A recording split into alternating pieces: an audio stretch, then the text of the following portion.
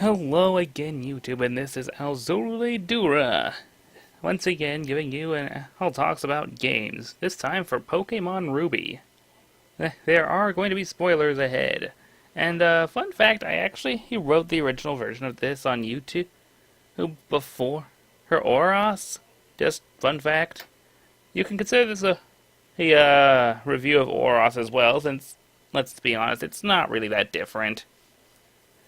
It is much prettier, though.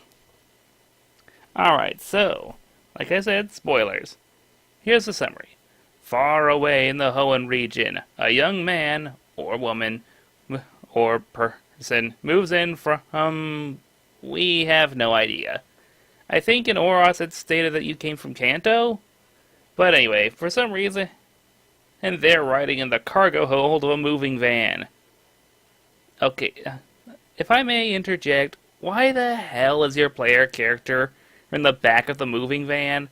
Why aren't they riding in a car or something more comfortable than that?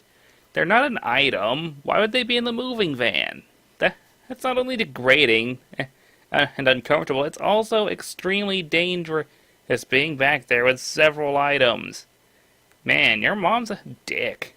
Anywho, as they unload, you see your disappointingly small house with only 2 rooms. And you just kinda move in there. Although in Oros, if I remember correctly, you can actually go into your mom's room. Fun fact, huh? After meeting Brendan, or May, the young human, and gets to see Professor Burge. Oh, sorry, Professor Burge! Who gives them their selection of starters. By the way, I fucking love these starters. This is probably one of my favorite sets of starters ever. Poor Trico, though. It really got the shaft in later gens. Anywho, once you choose your starter, you're off on your journey. You'll run into some difficulties as you hunt for badges, namely Team Magma, environmental terrorists pursued and opposed by Team Aqua. After wrestling them for a while, they get away with some of their plans and obtain the blue orb, while you get the red orb. Maxie, leader of Team Magma, awakens Groudon, who flees into the Cave of Origin, where a bunch of bullcrap happens and the player has to stop Groudon by either battling or catching him. As you do. And of course, most players are going to try and catch him, let's not kid ourselves. Afterwards, you get your last badge and beat the Hoenn League. Then you can go catch Rayquaza. Have fun! Review part. The story.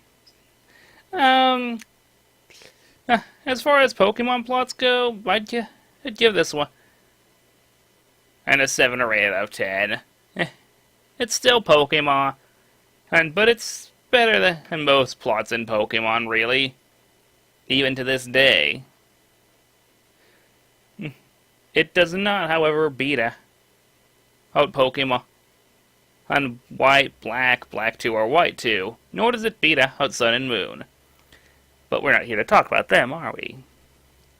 Characters. 7 out of 10. I like these characters pretty okay. Some of them are a little bland, but hey, it's a Gen 3 Pokemon game. They're pretty good for back then. And they only got more interesting in Oros, so yeah.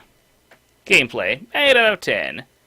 It's fun, easy to play, typical Pokemon game, somewhat challenging in places. Though, I must point out one teeny little thing that really annoys me. Ruby and Sapphire, or really just the Hoenn region in general, has the most annoying Victory Road ever. Or rather, the most annoying Victory Road Pokemon selection. Everything has Whirlwind, Roar, or something to make you get out of there. And it is just unbelievably annoying to grind there because of everything just roaring or whirlwinding you out. It is unbelievably tedious. Anyway, music. 10 out of 10. Glorious Game Boy Advance trumpets. Yes! Now, overall, I'd give this a 7 or 8 out of 10. I love Ruby, Sapphire, Emerald to death, and they are some of my favorite Pokemon games. And with the remakes out, they're better than ever.